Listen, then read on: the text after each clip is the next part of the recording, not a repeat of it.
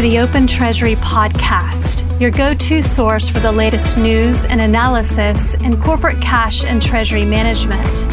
This show is brought to you by CTMfile.com and the Treasury News Network, where Treasury professionals learn and share the information that matters most.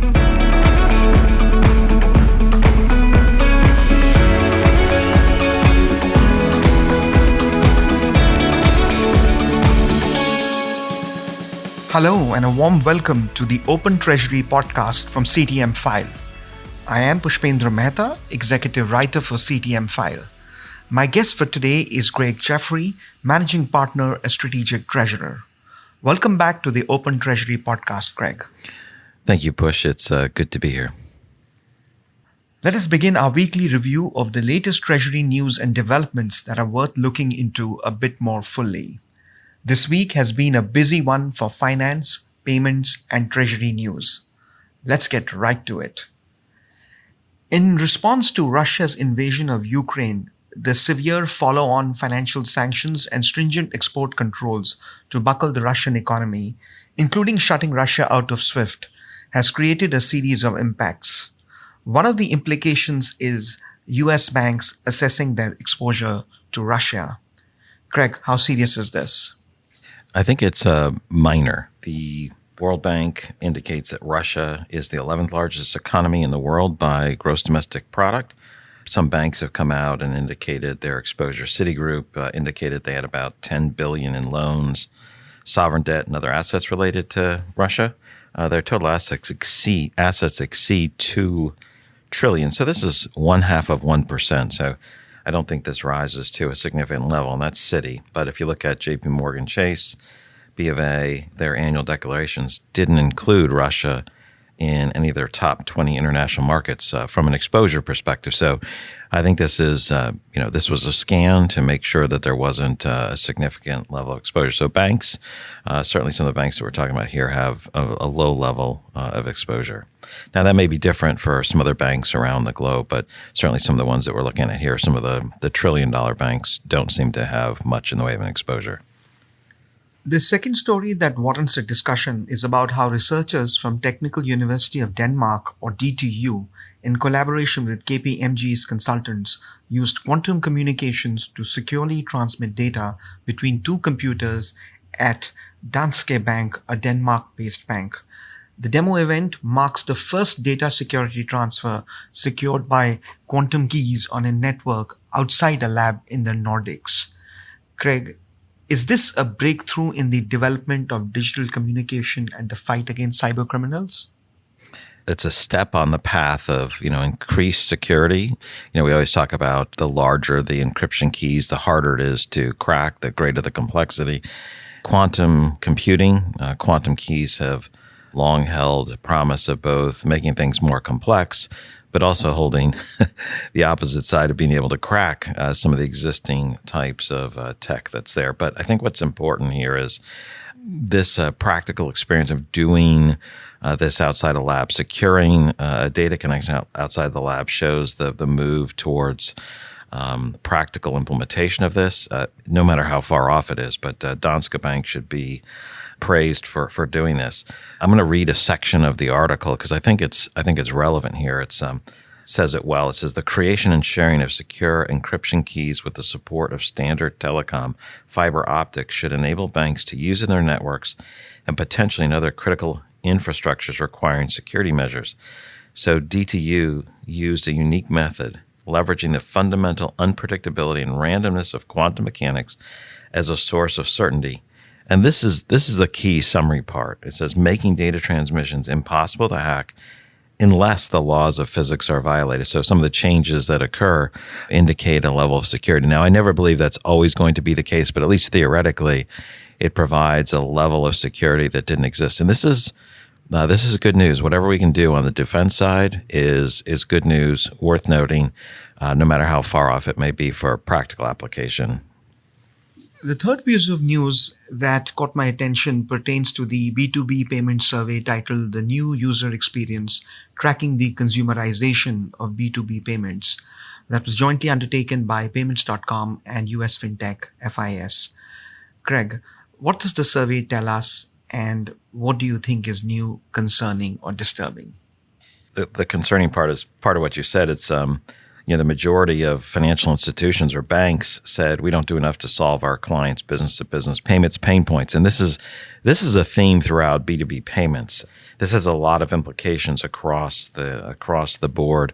What people are doing, their willingness to shift financial institutions, primarily within their banking group, but also to other entities.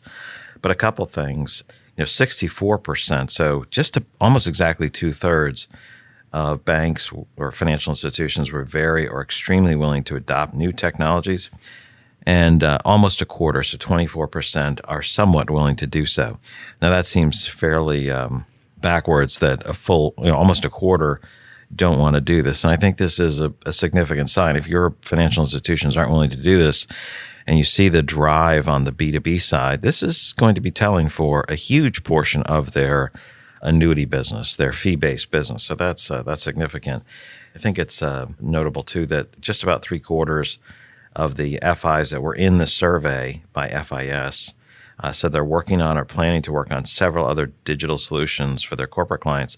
And this includes things like a single view of cash, for purposes of cash flow management, forecasting, instant digital card issuance to mobile wallets for corporate spend, automatic matching on the receivable side, payments to invoices. And this whole domain shows there is a lot of activity. The majority of FIs are moving to improve the B2B payments space. So a good article, a good research report to read and explore.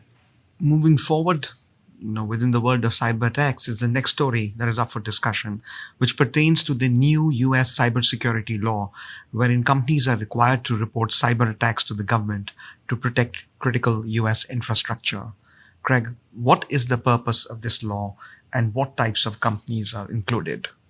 Well, the purpose seems to make sure that there's a clearing mechanism with the government anytime like ransom attacks or ransomware payments are made, to make sure that this is tracked. I assume that some of this is not only to monitor it centrally, but also, since many of these ransomware payments are made with cryptocurrency, that the federal government can track the activities and see what goes into the system, and then eventually when the funds come out, that they might be able to find some nexus with organized crime or individuals who are perpetrating these. The law is that these types of companies, and I'll get to who those companies are, they have to report any specific breaches within 3 days. They have to report them. And ransomware payments that are made have to be made to the Cybersecurity and Infrastructure Security Agency, or CISA, within 24 hours. So if you're making payments, you got to report within 24 hours. If you're subject to this, you have to notify them with 72. And so the time is of the essence for tracking these payments. And so you can see why there might be some element of that time frame. But to your question about who is subject to this is not for every company that exists, but it's for companies that fall into the federally designated critical infrastructure sectors. So there's 16 of these that are designated. This includes energy, financial services, and a list of others. But I'll just point you to the article to follow up more about this. So it's really focused on the critical infrastructure. This comes at a time when we could have expected it over the course of business, but also hearing the warnings about potential cyber attacks coming from Russia during their conflict with Ukraine seemed to fit well for some of these announcements as well, speeding them up to capture that sooner. The fifth piece of news that may surprise some and may not surprise some pertains to Russian banks turning to Chinese card system to issue cards after Visa, Mastercard, and American Express announced that they have suspended all operations in Russia in protest of its invasion of Ukraine. Craig, what is the likely long-term and short-term impact of this? Well, the short-term impact ties into one of the news items from last week, where Visa and Mastercard shut down activity, or were in the process of shutting down their global activity that would be Russia to somewhere else. So that was pretty significant, since they're the largest card issuers and card systems.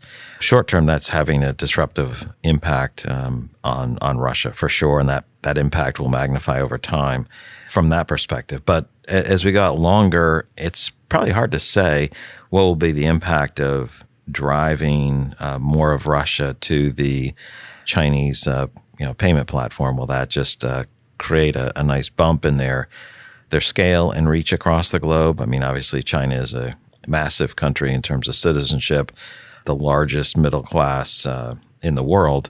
So adding another 150 million or so, 160 million potential Russian citizens to that network would be a bump there. So long term, unsure of what that will be, but there might be some unintended consequences of kicking them off for the short term impact.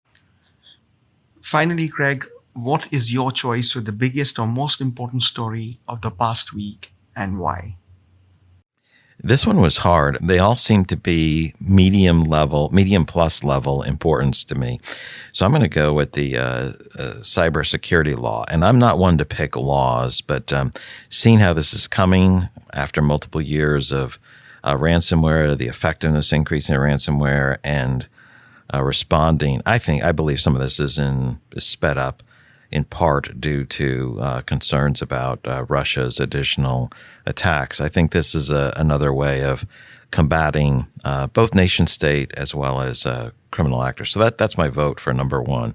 All the rest would get a 3, except the Danske Bank with the quantum key security, because that's interesting technologically from a cybersecurity front. That would be my close number 2. And then everything else is a solid 3.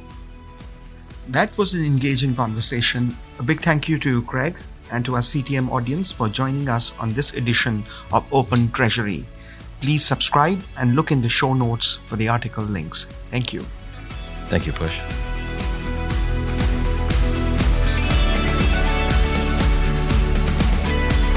This podcast is provided for informational purposes only, and statements made by Strategic Treasurer LLC on this podcast are not intended as legal, business, consulting, or tax advice.